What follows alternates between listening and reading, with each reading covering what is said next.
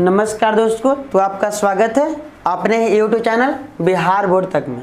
तो आज हम सभी क्लास 10th का फिजिक्स का सबसे पहला चैप्टर प्रकाश का परावर्तन के बारे में जानेंगे। अब प्रकाश का परावर्तन सबसे पहला इसमें टॉपिक आ रहा है आपका प्रकाश, यानी प्रकाश जिसको इंग्लिश में हम सभी लाइट कहते हैं। अब ये जानेंगे प्रकाश पहले होता क्या है, प्रकाश किसे कहते हैं, प्रकाश क्या होता है। तो ये देखिए, प्रकाश जो होता है एक प्रकाश जो है वह बाह्य कारक है जिसकी सहायता से हम किसी भी वस्तु को देखते हैं। जैसे किसी भी वस्तु को देखेगा, जब हम सभी यदि अंधेरा में बैठे हुए हैं और हम सभी जब कुछ दूर तक के वस्तुओं को, जहाँ तक यदि प्रकाश हो वहाँ तक के वस्तु को देख लेते हैं। लेकिन यदि आप यहाँ पे पूरा लाइट में बैठे हुए, प्रकाश में बैठे हुए हैं और कोई अंधेरा में है, उस वस्तु को हम सभी नहीं देख पाते। ये अक्सर एक घटना होता है, आप सभी देख सकते हैं करके।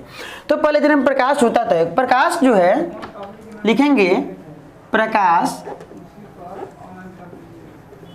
वह बाह्य कारक है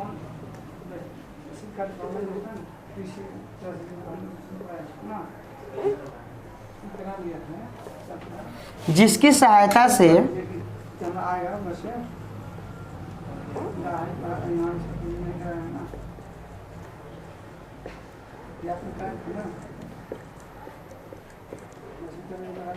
हम किसी वस्तु को देखते हैं।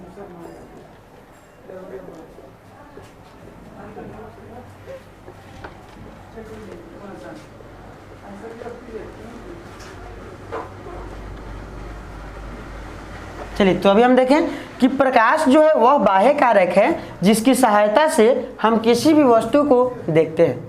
अब देखिए, प्रकाश जो है कभी सिंगल प्रकाश जो है वो तो ऐसे एक गमन नहीं करता है। प्रकाश जब भी गमन करता है तो एक झुंड में ही गमन करता है, समूह में गमन करता है। और जब प्रकाश जो समूह में गमन करता है इसे हम प्रकाश का किरण पुंज बोलते हैं। आगे लिख लेंगे किरण पुंज। इसको हम किरण पुंज या प्रकाश का किरण पुंज कुछ भी लिख सकते हैं। तो देखिए, अब किरण पुंज क्या होता है, लिखेंगे कि जब प्रकाश की किरण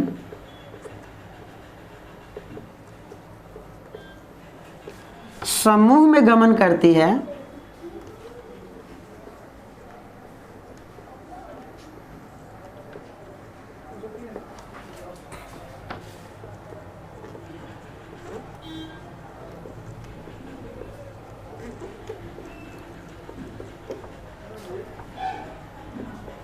तो उसे किरण पुंज कहते हैं।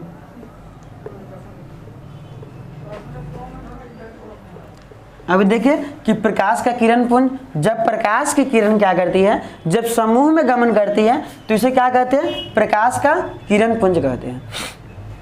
अब प्रकाश का किरण पुंज देखेंगे, ये जो है आपका प्रकाश का किरण पुंज।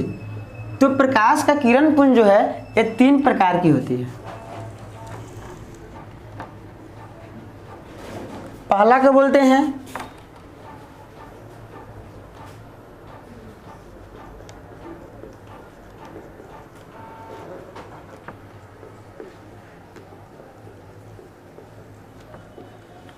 अपसारी किरण पुंज, दूसरा है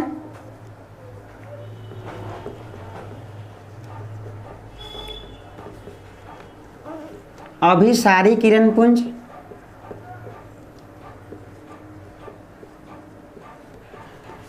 तीसरा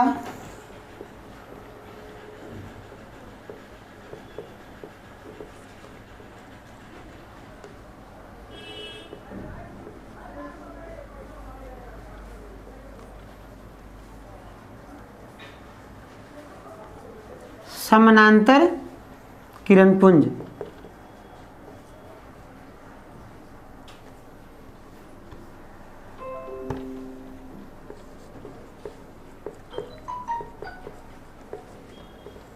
चलिए अब इसको हम थोड़ा सा एक फिगर के माध्यम से समझते हैं।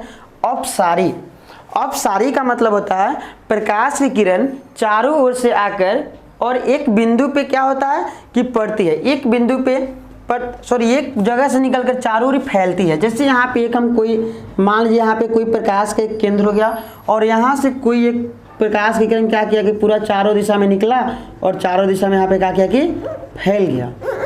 तो इसका डिफिनेशन हम सभी अपने से बनाएंगे कि अपसारी मतलब यहाँ प्रकाश की किरण क्या कर रही है, एक बिंदु से निकल रही है और एक बिंदु से निकलकर चारों ओर फैल जा रही है, यानी चारों ओर फैल रही है। इस प्रकाश किरण को हम क्या कहते हैं, अपसारी किरण पुंज कहते हैं। अभिसारी में क्या होता है कि प्रकाश की किरण चारों ओर से आ रही है और एक बिंदु पे मिल जा रही है। जैसे मान लीजिए इधर से आई और फिर एक बिंदु पे मिल गई, फिर इधर से आकर एक बिंदु पे मिली, यानी चारों ओर से एक बिंदु पर आ रही है, चारों ओर से आकर एक बिंदु पर केंद्रित हो रही है, उसी को अभिसारी किरण पुंज कहते हैं। क्या कहते हैं, अभिसारी किरण पुंज कहते हैं। अब देखिए समानांतर इसको कहने से आपका कुछ तात्पर्य हो रहा है।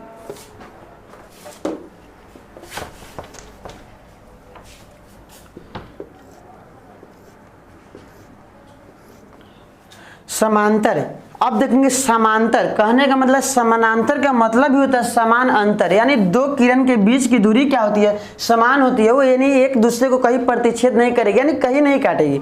तो समानांतर क्या होता है, जैसे प्रकाश केंद्र वैसा प्रकाश का किरण पुंज जो प्रकाश की किरण एक दूसरे के समानांतर गमन करती है, उसे समानांतर किरण पुंज कहते हैं। चलिए अब थोड़ा सा गहरे देखते हैं कि अपसारी किरण पुंज है, इसके एग्जाम्पल क्या होंगे। जैसे अब लालटेन को ले लिए, लालटेन, बल्ब, ये सब जो भी लिए, उसमें क्या होता है कि प्रकाश की किरण एक बिंदु स्रोत से निकलकर, यानी एक जगह से निकलकर और चारों ओर फैल जाती है। तो ये जो होंगे लालटेन हो गए, बल्ब हो गए, ये सब किसके आएंगे, अपसारी किरण पुंज के लिए आएंगे। चलिए इसके लिए अभिसारी किरण पुंज, इसके लिए आप सभी देखते हैं कि एक लेंस आता है, लेंस के सिवा लेंस को हटाते हैं, सबसे पहले एक लाइट जिसको आप लोग बोलते हैं ऐसे, जो कि रेजर लाइट के नाम से जानते हैं। वो क्या होता है, वो चारों ओर से जो बिंदु जो किरण निकलता है उसको एक जगह पे, एक बिंदु पे क्या करता है कि केंद्रित कर देता है। ये इसके एग्जाम्पल हुए। अब समानांतर, जो सूर्य के किरण प्रकाश से निकलते हैं वो जो पृथ्वी तक पहुंचते हैं तो एक दूसरे के समानांतर पहुंचते हैं, इसलिए इसके एग्जाम्पल में हम लोग सूर्य को ले सकते हैं। अब देखिए, ये देखेंगे प्रकाश जो होता है कभी भी सीधी रेखा में ही गमन करती है। चलिए तो इसके बारे में फिर बताते हैं, तब तक आप सभी इसको नोट कर सकते हैं अपने कॉपी पे। चलिए तो अभी आप सभी को बताए हैं कि प्रकाश जो होती है अब सीधी रेखा में गमन करती है। अब देखिए हम सभी प्रकाश के बारे में जानकारी लिए। अब इसके बाद है परावर्तन। अब देखेंगे परावर्तन कब होता है। तो परावर्तन का मतलब होता है किसी वस्तु जो प्रकाश की किरण जो होता है जब किसी भी वस्तु से वो टकराकर मतलब मुड़ जाती है, वापस लौट जाती है, इसी को क्या कहते हैं, परावर्तन कहते हैं। अब देखिए परावर्तन के लिए सबसे पहले हमको परावर्तक सतह की आवश्यकता होती है। चलिए तो इसके लिए हम पहले एक परावर्तक सतह को बनाते हैं। इसके देखिए जो फिगर होता है इसमें इसको एक तरफ से पेंट कर देते हैं। देखिए कोई भी जब आईना बनाते हैं, कोई भी ये देखिए कि आईना जो बनाते हैं या कोई भी प्रकाश का परावर्तक सतह बनाते हैं तो उसमें क्या करते हैं, आईना को बनाने के लिए सबसे पहले एक कांच को लेते हैं जो समतल दर्पण हो, यानी समान हो, इसका जो पूरा बराबर हिस्सा हो, दोनों साइड हो। इसके बाद उस पर एक चांदी का लेप लगाते हैं, यानी चांदी के परत चढ़ाते हैं और उसके नीचे से फिर क्या करते हैं, किसी भी कलर, कोई भी कलर, खास करके रेड, ब्लैक या कोई भी कलर का इस्तेमाल कर देते हैं, जिसके आंसर क्या होता है कि एक दर्पण बन जाता है। अब ये दर्पण जो होता है, देखिए इसके लिए सबसे पहले परावर्तक सतह को बना दिए। इसको बनाने के लिए सबसे पहले क्या किए हैं, कोई एक कांच का टुकड़ा लेंगे रियल में बनाने के लिए और वहाँ पे एक साइड से चांदी की परत को चढ़ाएंगे और इसके बाद उस पर कलर चढ़ा लेंगे, यानी एक तरफ से कलर कर देंगे, पेंट कर देंगे, तो क्या हो जाएगा, आपका समतल दर्पण बन जाएगा। चलिए तो यहाँ पे परावर्तक सतह बनाए। अब प्रकाश की किरण, मान लीजिए यहाँ से एक प्रकाश की किरण क्या हो रही है कि आपतित हो रही है और फिर क्या हुई कि जहाँ से आपतित हुई फिर यहाँ से क्या होती है,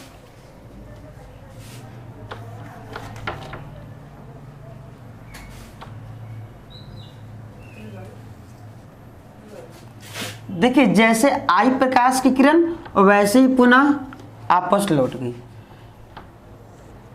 हम यहाँ वापस लोग यहाँ पे एक जो बिंदु हो जिस पे प्रकाश की किरण आई है यानी आपतित हुई है, इस बिंदु का नाम से भी याद रखेंगे, इसको बोलते हैं हम सभी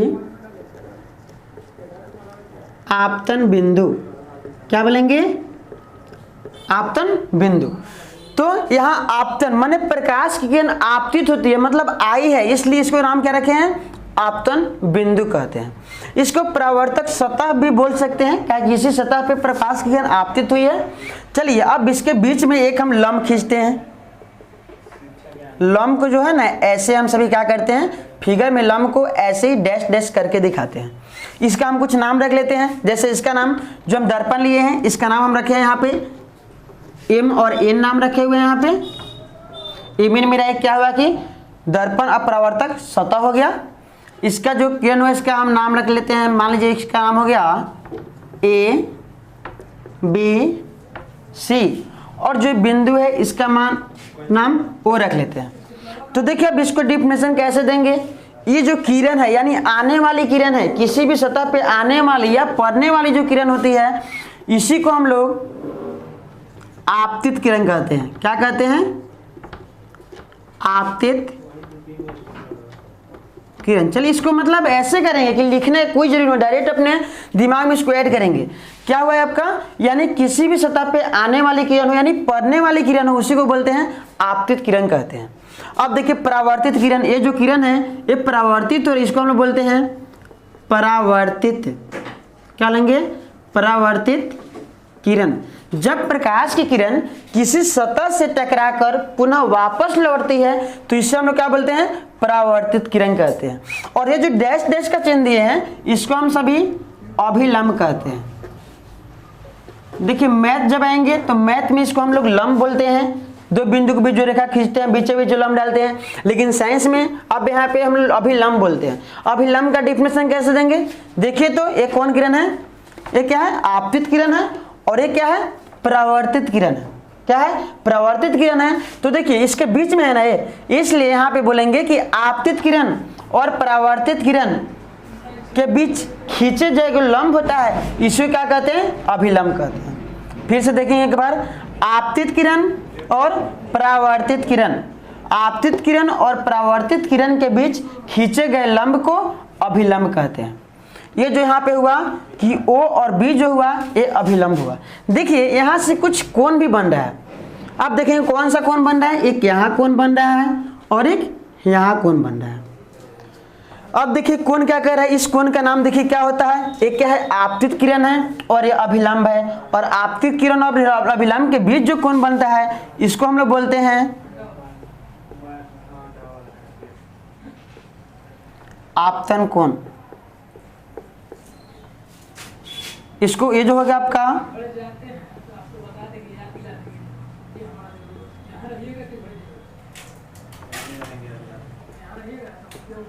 परावर्तन। चलिए इस दोनों कोण को देखेंगे, इसको थोड़ा सा सीधा लिख देते हैं क्या है कि पढ़ने में प्रॉब्लम हो रहा है। इसको ऐसे हो गया आपका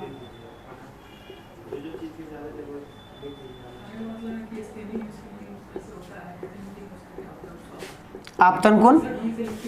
इस कोण को देखेंगे, इसको जो हम लोग आई लिखते हैं इसको इंडिकेट किया है ऐसे, और ये जो है इसको हम लोग आई से इंडिकेट करते हैं और इसको आर से इंडिकेट करते हैं। चलिए हल्का सा फिगर से डॉट हुआ, इसको फिर से हम देख लेते हैं थोड़ा सा। ये देखिए यहाँ एक कोण बन रहा है और एक कोण बन रहा है। इस कोण को लिखने के लिए इस कोण को क्या इंडिकेट करेंगे? यहाँ पे ए है, यहाँ पे ओ है और यहाँ पे बी है, यानी कोण ए ओ और बी। कोण ए ओ बी बराबर हो गया आपका